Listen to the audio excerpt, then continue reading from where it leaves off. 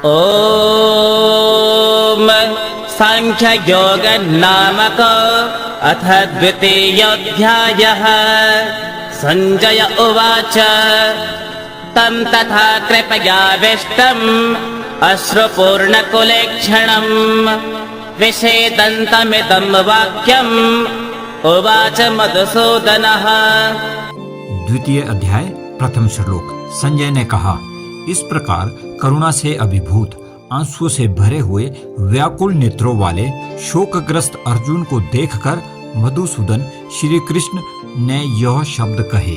श्री भगवानुवाच कुतस्त्वाकस्मलमिदं विषमे समुपस्थितम् अनाद्यजुष्टमस्वर्ग्यम् अकीर्तिकरमर्जुन। भगवान श्री कृष्ण ने कहा, हे अर्जुन, इस विपरीत परिस्थिति पर तेरे मन में यह अज्ञात कैसे उत्पन्न हुआ? ना तो इसका जीवन के मूल्यों को जानने वाले मनुष्यों द्वारा आचरण किया गया है और ना ही इससे स्वर्ग की ओर ना ही यश की प्राप्ति होती है। क्लैब्यमास्मगम पार्थ नैतत्त्वय्युपपद्यते क्षुद्रं हृदय दौर्बल्यं त्यक्त्वोत्तिष्ठ परन्तप। इसलिए हे अर्जुन, तू नपुंसकता को प्राप्त मत हो, यह तुझे शोभा नहीं देता है।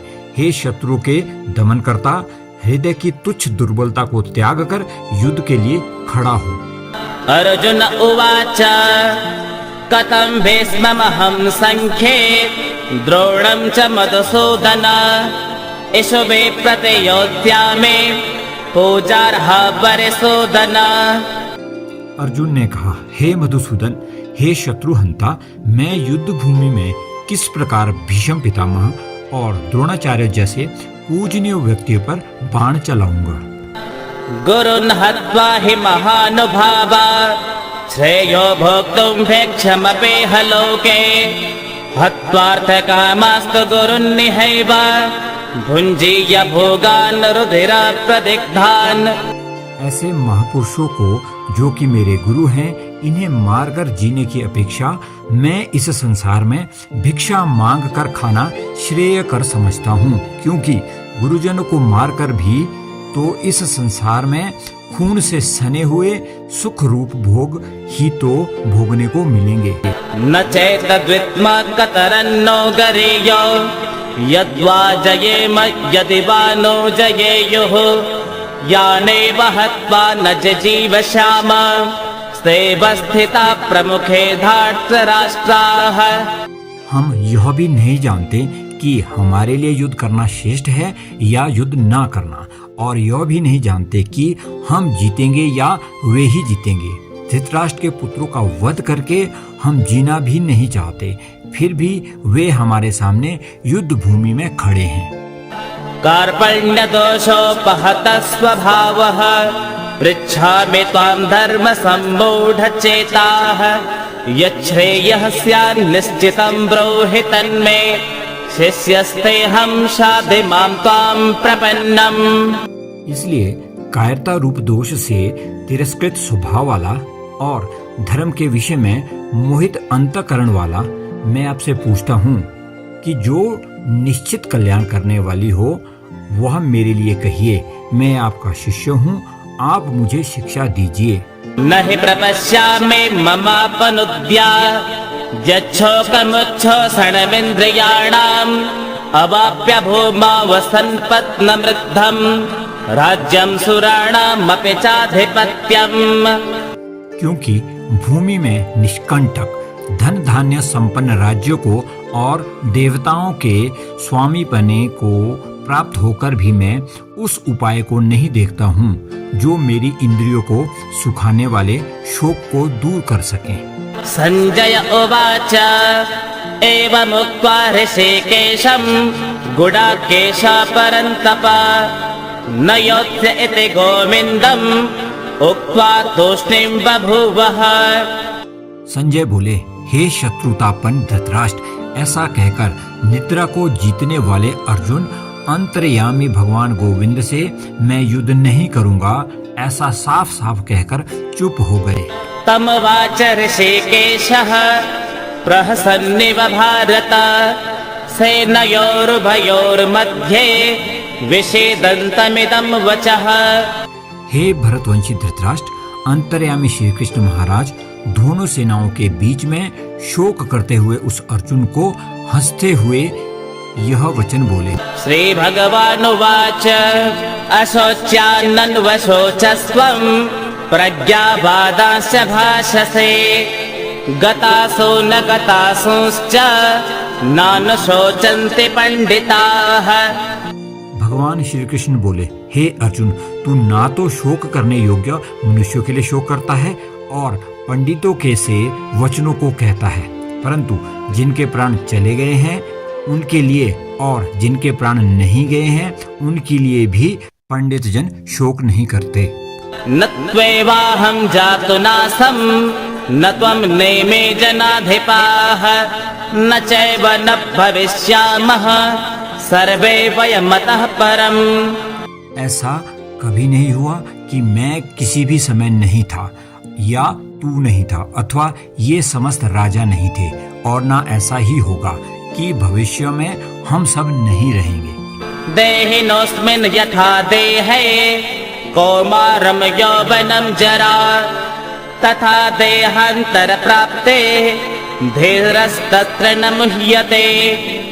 जैसे जीवात्मा की इस देह में बालकपन, जवानी और वृद्धावस्था होती है, वैसे ही अन्य शरीर की प्राप्ति होती है। उस विषय में धीर पुरुष मोहित नहीं होता। मात्रा स्पर्शास्तु कौन्तेय शीतोष्ण सुख दुःखदाः आगमापायिनो नित्या तास्तितिक्षस्व भारत। हे कुंती पुत्र, सुख दुख को देने वाले विषयों के क्षणिक संयोग तो केवल इंद्रिय बोध से उत्पन्न होने वाले सर्दी तथा गर्मी की ऋतुओं के समान आने जाने वाले हैं।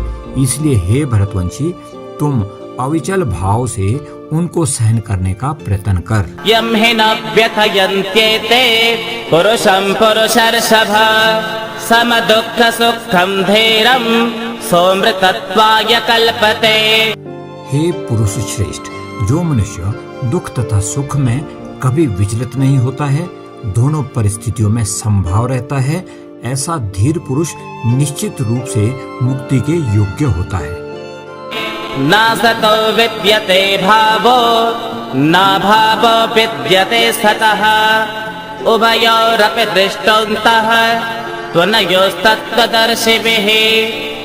तत्वदर्शियों के द्वारा निष्कर्ष निकाल कर देखा गया है कि असत वस्तु जैसे शरीर है का कोई भी अस्तित्व नहीं होता है, और सत वस्तु जैसे आत्मा है में कोई परिवर्तन नहीं होता है। अविनाशी तु तद्विद्धि येन सर्वमिदं ततं विनाशमव्ययस्यास्य न कश्चित् कर्तुमर्हते। उस वस्तु को तुम अविनाशी जानो जिससे यह संपूर्ण जगत व्याप्त है। इस अव्यय का नाश करने में कोई भी समर्थ नहीं है। अन्तवन्त इमे देहा नित्यस्योक्ता शरीरिणः अनाशिनो प्रमेयस्य तस्माद्युध्यस्व भारत। इस नाश रहित अप्रमेय नित्य स्वरूप जीवात्मा के ये सब शरीर नाशवान कहे गए हैं। इसलिए हे भरतवंशी अर्जुन, तू युद्ध कर। य एनं वेत्ति हन्तारं यश्चैनं मन्यते हतम् उभतो न विजानीतो नायं हन्ति न हन्यते।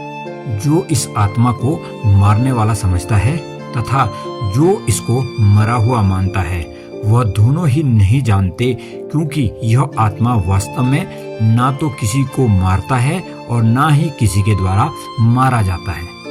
न जायते म्रियते वा कदाचित् नायं भूत्वा भविता वा न भूयात् अजो नित्य शाश्वतोऽयं पुराणो न हन्यते हन्यमाने शरीरे। यह आत्मा किसी काल में भी ना तो जन्म लेती है और ना ही मरती है और ना ही जन्म लेगी। यह अजन्मा, नित्य, शाश्वत तथा पुरातन है। शरीर के मारे जाने पर भी इसे नहीं मारा जा सकता। वेदाविनाशिनं नित्यं य एनमजमव्ययम् कथं स पुरुषः पार्थ कम घातयति हन्तिकम्। हे पार्थ, जो पुरुष इस आत्मा को अविनाशी, नित्य और अव्यय स्वरूप जानता है, वह कैसे किसको मरवाएगा और कैसे किसको मारेगा। वासांसि जीर्णानि यथा विहाय नवानि गृह्णाति नरोपराणि तथा शरीराणि विहाय जीर्णान्यन्यानि संयाति नवानि देहि। जैसे मनुष्य जीर्ण वस्त्रों को त्याग कर दूसरे नए वस्त्रों को धारण करता है, वैसे ही देही जीवात्मा पुराने शरीर को त्याग कर दूसरे नए शरीरों को प्राप्त होता है। नैनं छिन्दन्ति शस्त्राणि नैनं दहति पावका न चैनं क्लेदयन्त्यापो न शोषयति मारुतः। इस आत्मा को शस्त्र काट नहीं सकते और न अग्नि इसे जला सकती है, जल इसे गीला कर नहीं सकता और वायु इसे सुखा नहीं सकती। अच्छेद्योऽयमदाह्योऽयम् अक्लेद्यो स्वस्य एव च नित्यः सर्वगतस्थाणो अचलोऽयं सनातनः। यह आत्मा ना तो तोड़ा जा सकता है, ना ही जलाया जा सकता है, ना इसे घुलाया जा सकता है और ना ही सुखाया जा सकता है। यह आत्मा शाश्वत है, सर्वव्यापी, अविकारी है, स्थिर और सदैव एक सा रहने वाली है। अव्यक्तोऽयमचिन्त्योऽयम् अविकार्योऽयमुच्यते तस्मादेवं विदित्वैनं नानुशोचितुमर्हसि। आत्मा को अदृश्य, अकल्पनीय और अपरिवर्तनीय कहा जाता है। इस प्रकार आत्मा को अच्छी तरह जानकर तू शोक करने के योग्य नहीं है। अथ चैनं नित्यजातं नित्यं वा मन्यसे मृतं तथापि त्वं महाबाहो नैवं शोचितुमर्हसि। हे महाबाहु, यदि तू इस आत्मा को सदा जन्म लेने वाला तथा सदा मरने वाला मानता है, तो भी तू इस प्रकार शोक करने योग्य नहीं है। जातस्य हि ध्रुवो मृत्युः ध्रुवं जन्म मृतस्य च तस्मादपरिहार्येऽर्थे न त्वं शोचितुमर्हसि। जन्म लेने वाले की मृत्यु निश्चित है और मरने वाले का जन्म भी निश्चित है, इसलिए जो अटल है, अपरिहार्य है, उसके विषय में तुमको शोक नहीं करना चाहिए। अव्यक्तादीनि भूतानि व्यक्तमद्यानि भारत अव्यक्तनिधनान्यैव तत्र का परिदेवना। हे अर्जुन, संपूर्ण प्राणी जन्म से पहले अप्रकट थे और मरने के बाद भी अप्रकट हो जाने वाले हैं, केवल बीच में ही प्रकट हैं। फिर ऐसी स्थिति में क्या शोक करना है। आश्चर्यवत् पश्यति कश्चिदेनामाश्चर्यवत् वदति तथैव चान्यः आश्चर्यवच्चैन मन्यः शृणोति श्रुत्वाप्येनं वेद न चैव कश्चित्। कोई इस आत्मा को आश्चर्य की तरह देखता है, कोई इसका आश्चर्य की तरह वर्णन करता है तथा कोई इसे आश्चर्य की तरह सुनता है और कोई तो इसके विषय में सुनकर भी कुछ नहीं समझ पाता है। देहे नित्यमबध्योऽयं देहे सर्वस्य भारत तस्मात् सर्वाणि भूतानि न त्वं शोचितुमर्हसि। हे भरतवंशी, यह देही आत्मा सबके शरीर में सदा ही अवध्य है, इसलिए समस्त प्राणियों के लिए तुझे शोक करना उचित नहीं है। स्वधर्ममपि चावेक्ष न विकम्पितुमर्हसि धर्म्याध्ये युद्धात् श्रेयो न्यक्षत्रियस्य न विद्यते। हे अर्जुन, क्षत्रिय होने के कारण अपने धर्म का विचार करके भी तू संकोच करने योग्य नहीं है, क्योंकि क्षत्रियों के लिए धर्म के लिए युद्ध करने के अलावा और कोई श्रेष्ठ कर्म नहीं है। यदृच्छया चोपपन्नं स्वर्गद्वारमपावृतं सुखिनः क्षत्रियाः पार्थ लभन्ते युद्धमीदृशम्।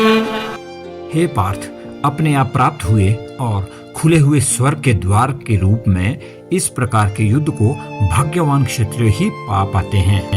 अथ चेत्त्वमिमं धर्म्यं संग्रामं न करिष्यसे ततः स्वधर्मं कीर्तिं हित्वा पापमवाप्स्यसे।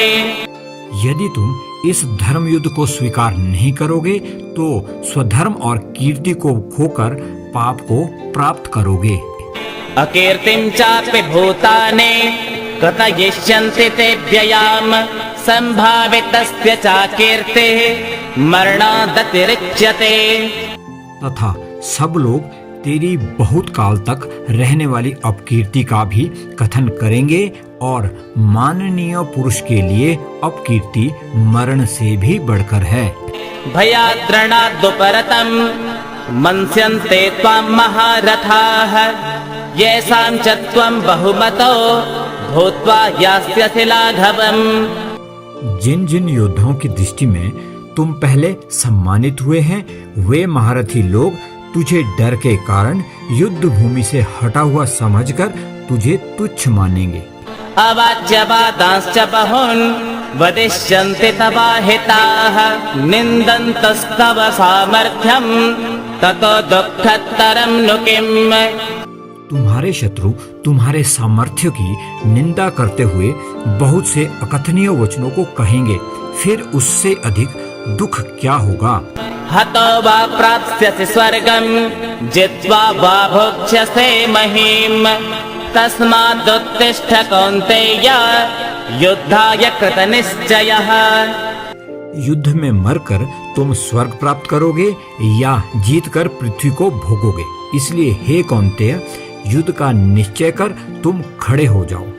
सुख दुःखे समे कृत्वा लाभालाभौ जया जयौ ततो युद्धाय युज्यस्व नैवं पापमवाप्स्यसे। सुख दुख लाभ हानि और जय पराजय को सम्मान करके युद्ध के लिए तैयार हो जाओ, इस प्रकार तुमको पाप नहीं होगा।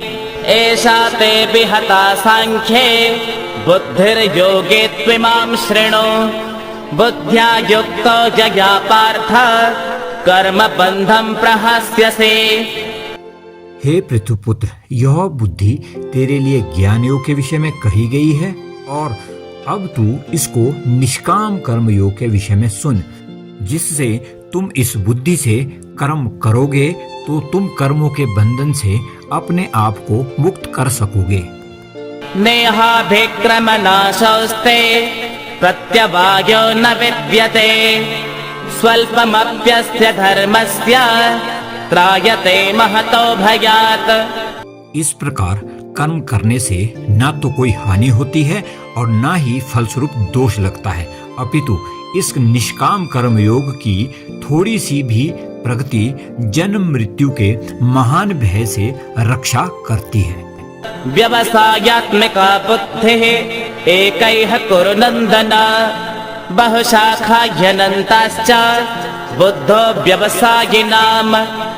हे अर्जुन, इस कर्म योग में निश्चयात्मिका बुद्धि एक ही होती है, किंतु अस्थिर विचार वाले विवेकहीन सकाय मनुष्यों की बुद्धियां निश्चित ही बहुत भेदों वाली और अनंत होती है। यामिमां पुष्पितां वाचं प्रवदन्त्य विपश्चितः वेदवादरताः पार्थ नान्यदस्तेति वादिनः।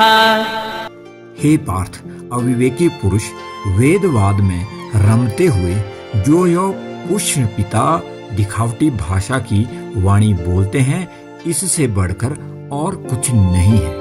कामात्मान स्वर्गपरा जन्म कर्म फल प्रदाम क्रिया विशेष बहुलाम भोगेश्वर्य गतिम प्रते। कामनाओं से युक्त स्वर्ग को ही श्रेष्ठ मानने वाले लोग भोग एवं ऐश्वर्य को प्राप्त कराने वाली अनेक क्रियाओं को बताते हैं, जो वास्तव में जन्म रूप कर्म फल को देने वाली होती है। भोगेश्वर्य प्रसक्तानां तयापहृत चेतसाम व्यवसायात्मिकां बुद्धिः समाधौ न विधेयते। उससे जिनका चित्त हर लिया गया है, ऐसे भोग और ऐश्वर्य में आसक्ति रखने वाले पुरुषों के अंतकरण में निश्चयात्मक बुद्धि नहीं होती, अर्थात वे ध्यान का अभ्यास करने योग्य नहीं होते। त्रैगुण्य विषया वेदा निस्त्रैगुण्यो भवार्जुन निर्द्वन्द्वो नित्य सत्वस्थो निर्योगक्षेम आत्मवान। हे अर्जुन, वेदों में मुख्य रूप से प्रकृति के तीनों गुणों का वर्णन हुआ है, इसलिए तुम इन तीनों गुणों से ऊपर उठो, हर्ष शोक आदि द्वंद्वों से रहित तथा सुरक्षा की सारी चिंताओं से मुक्त आत्मपरायण बनो। यावानर्थ उदपाने सर्वथा संप्लुतोदके तावान् सर्वेषु वेदेषु ब्राह्मणस्याप्यजानतः। सब ओर से परिपूर्ण जलाशय के प्राप्त हो जाने पर छोटे जलाशय में मनुष्य का जितना प्रयोजन रहता है, ब्रह्म को तत्व से जानने वाले ब्राह्मण का समस्त वेदों में उतना ही प्रयोजन रह जाता है। कर्मण्येवाधिकारस्ते मा फलेषु कदाचन मा कर्मफल हेतुर्भू मा ते संगोस्त्वकर्मणि। तेरा कर्म करने में ही अधिकार है, उसके फलों में कभी नहीं, इसलिए तू कर्मों के फल का हेतु मत हो तथा तेरी कर्म ना करने में भी आसक्ति न हो। योगस्थ कुरु कर्माणि संगम त्यक्त्वा धनंजय सिद्ध्य सिद्ध्यौ समो भूत्वा समत्वम योग उच्यते। हे धनंजय, आसक्ति को त्याग कर तथा सिद्धि और असिद्धि में समभाव होकर योग में स्थित हुए तुम कर्म करो, यह संभाव ही योग कहलाता है। दूरेण ह्यपरं कर्म बुद्धि योगात् धनंजय बुद्धौ शरणमन्विच्छ कृपणः फलहेतवः। इस बुद्धि योग की तुलना में सकाम कर्म अत्यंत निकृष्ट है, इसलिए हे धनंजय, तुम बुद्धि की शरण लो, फल की इच्छा करने वाले कृपण दीन है। बुद्धि युक्तो जहातेह उभे सुकृत दुष्कृते तस्माद् योगाय युज्यस्व योगः कर्मसु कौशलम्।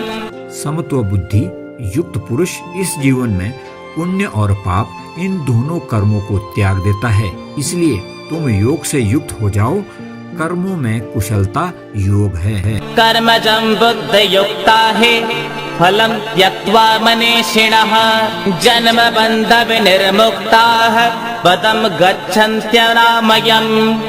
बुद्धि योग युक्त मनीषी लोग कर्मजन्य फलों को त्याग कर जन्म रूप बंधन से मुक्त हुए अनामय अर्थात निर्दोष पद को प्राप्त होते हैं। यदा ते मोहकलिलं बुद्धिर्व्यतितरिष्यते तदा गन्तासि निर्वेदं श्रोतव्यस्य श्रुतस्य च। जिस काल में तेरी बुद्धि मोह रूपी दलदल को भली भांति पार कर जाएगी, उस समय तू सुने हुए और सुनने में आने वाले इस लोक और परलोक संबंधी सभी भोगों से वैराग्य को प्राप्त हो जाएगा। श्रुति विप्रतिपन्ना ते यदा स्थास्यति निश्चला समाधावचला बुद्धिः तदा योगमवाप्स्यसि। जब अनेक प्रकार के विषयों को सुनने से विचलित हुए तुम्हारी बुद्धि आत्म स्वरूप में अचल और स्थिर हो जाएगी, तब तुम योग को प्राप्त करोगे। अर्जुन उवाच स्थितप्रज्ञस्य का भाषा समाधिस्थस्य केशव स्थितदे किं प्रभाषेत किमासेत व्रजेत किम्। अर्जुन ने कहा, हे केशव, अध्यात्म में लीन स्थिर बुद्धि वाले मनुष्य का क्या लक्षण है? वह स्थिर बुद्धि मनुष्य कैसे बोलता है, किस तरह बैठता है और किस प्रकार चलता है? श्री भगवानुवाच प्रजहाति यदा कामान् सर्वान् पार्थ मनोगतान् आत्मन्येवात्मना तुष्टः स्थितप्रज्ञस्तदुच्यते। श्री भगवान बोले, हे अर्जुन, जिस काल में यह पुरुष मन में स्थित संपूर्ण कामनाओं को भली भांति त्याग देता है और आत्मा से आत्मा में ही संतुष्ट रहता है, उस काल में वह स्थिर प्रज्ञ कहा जाता है। दुःखे स्वनुद्विग्नमनाः सुखेषु विगतस्पृहः वेतरागभयक्रोधः स्थितधीर्मुनिरुच्यते। दुखों की प्राप्ति होने पर जिसका मन विचलित नहीं होता है, सुखों की प्राप्ति की इच्छा नहीं रखता है, जो आसक्ति, भय तथा क्रोध से मुक्त है, ऐसी स्थिर मन वाला मुनि कहा जाता है। यः सर्वत्रानभिस्नेहः तत्तत् प्राप्य शुभाशुभम् नाभिनन्दति न द्वेष्टे तस्य प्रज्ञा प्रतिष्ठिता। जो सर्वत्र अति स्नेह से रहित हुआ उन शुभ तथा अशुभ वस्तुओं को प्राप्त करके प्रसन्न नहीं होता है और न द्वेष करता है, उसकी प्रज्ञा प्रतिष्ठित अर्थात स्थिर है। यदा संहरते चायं कूर्मोऽङ्गानेव सर्वशः इन्द्रियाणीन्द्रियार्थेभ्यः तस्य प्रज्ञा प्रतिष्ठिता। कछुआ अपने अंगों को जैसे समेट लेता है, वैसे ही यह पुरुष जब सब ओर से अपनी इंद्रियों को इंद्रियों के विषयों से परावृत कर लेता है, तब उसकी बुद्धि स्थिर होती है। विषया विनिवर्तन्ते निराहारस्य देहिनः रसवर्जं रसोऽप्यस्य परं दृष्ट्वा निवर्तते। इंद्रियों द्वारा विषयों को ग्रहण न करने वाले मनुष्यों के विषय तो मिट जाते हैं, परंतु उनमें रहने वाली आसक्ति बनी रहती है। ऐसे स्थिर बुद्धि वाले मनुष्यों की आसक्ति भी परमात्मा का साक्षात्कार करके मिट जाती है। यततो ह्यपि कौन्तेय पुरुषस्य विपश्चितः इन्द्रियाणि प्रमाथेन हरन्ति प्रसवं मनः। हे अर्जुन, इंद्रियां इतनी प्रबल तथा वेगवान है कि जो मनुष्य इंद्रियों को वश में करने का प्रयत्न करता है, उस विवेकी मनुष्यों के मन को भी बलपूर्वक हर लेती है। तानि सर्वाणि संयम्य युक्त आसेत मत्परः वशे हि यस्येन्द्रियाणि तस्य प्रज्ञा प्रतिष्ठिता। जो मनुष्य इंद्रियों को पूर्णतया वश में रखते हुए अपनी चेतना को मुझ में स्थिर कर देता है, वही मनुष्य स्थिर बुद्धि वाला कहलाता है।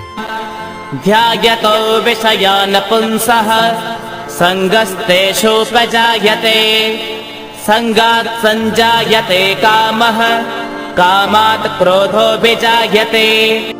विषयों का चिंतन करने वाले पुरुष की उन विषयों में आसक्ति हो जाती है, आसक्ति से उन विषयों की कामना उत्पन्न होती है और कामना में विघ्न पड़ने से क्रोध उत्पन्न होता है।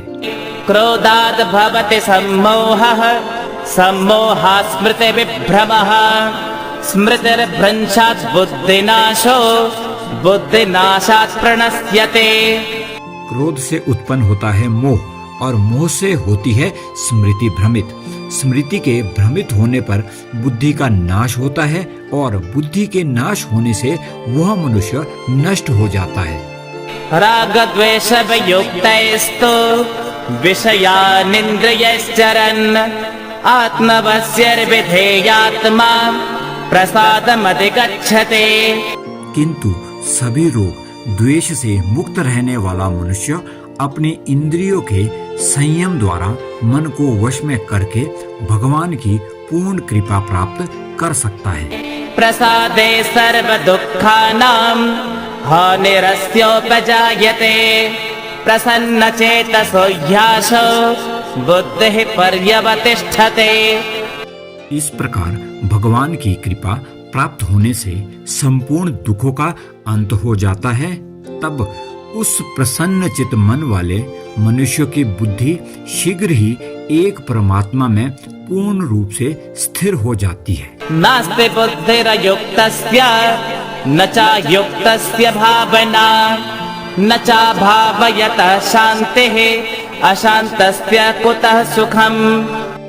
जिस मनुष्य की इंद्रियां वश में नहीं होती है, उस मनुष्य की ना तो बुद्धि स्थिर होती है, न मन स्थिर होता है और ना ही शांति प्राप्त होती है।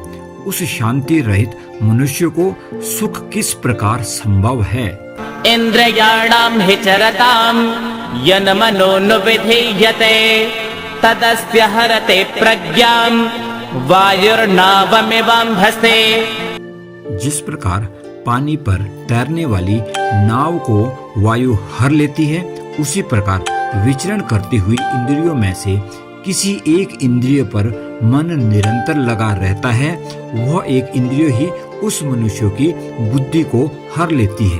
तस्माद् यस्य महाबाहो निग्रहेतानि सर्वशः इन्द्रियाणीन्द्रियार्थेभ्यः तस्य प्रज्ञा प्रतिष्ठिता। हे महाबाहु, जिसकी इंद्रियां अपने अपने विषयों से सभी प्रकार से विरक्त होकर उसके वश में रहती है, उसी मनुष्य की बुद्धि भी स्थिर रहती है। या निशा सर्वभूतानां तस्यां जागर्ति संयमे यस्यां जागृति भूतानि सा निशा पश्यतो मुनेः। जो सभी प्राणियों के लिए रात्रि के समान है, वह बुद्धि योग में स्थित मनुष्य के लिए जागने का समय होता है, और जो समस्त प्राणियों के लिए जागने का समय होता है, वह स्थिर प्रज्ञ मुनि के लिए रात्रि के समान होता है। आपूर्यमाणमचल प्रतिष्ठं समुद्रमाप प्रविशन्ति यद्वत् तद्वत् कामायं प्रविशन्ति सर्वे स शान्तिमाप्नोति न कामकामे। जैसे सब ओर से परिपूर्ण अचल प्रतिष्ठा वाले समुद्र में अनेक नदियों का जल उससे विचलित किए बिना समा जाता है, वैसे ही जिस मनुष्य के प्रति कामनाओं के विष उससे विकार उत्पन्न किए बिना समा जाते हैं, वह पुरुष शांति प्राप्त करता है, ना कि भोगों की कामना करने वाला पुरुष। विहाय कामान्यः सर्वान् पुमांश्चरति निःस्पृहः निर्ममो निरहंकारः स शान्तिमधिगच्छति। जो मनुष्य समस्त भौतिक कामनाओं का परित्याग कर इच्छा रहित, ममता रहित और अहंकार रहित रहता है, वही मनुष्य परम शांति को प्राप्त कर सकता है। एषा ब्रह्मे स्थिते पार्थ नैनां प्राप्य विमुह्यते स्थित्वा स्यामन्तकालेऽपि ब्रह्म निर्वाणं मृच्छते। हे पार्थ, यह ब्राह्मणी स्थिति है, इसे प्राप्त कर पुरुष मोहित नहीं होता, अंतकाल में भी इस निष्ठा में स्थिर होकर ब्रह्म निर्वाण अर्थात ब्रह्म के साथ एकत्व को प्राप्त होता है। ओम तत्सदिति श्रीमद्भगवत गीतासु उपनिषत्सु ब्रह्म विद्यायां योगशास्त्रे श्रीकृष्णार्जुन संवादे सांख्य योगो नाम द्वितीयोऽध्यायः। श्रीनारायणार्पणमस्तु। हरिः ओम्।